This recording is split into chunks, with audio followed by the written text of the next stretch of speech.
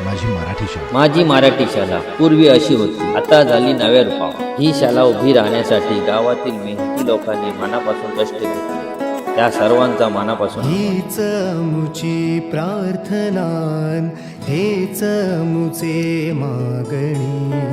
हीच मुची प्रार्थनान, हेच मुचे मागणी.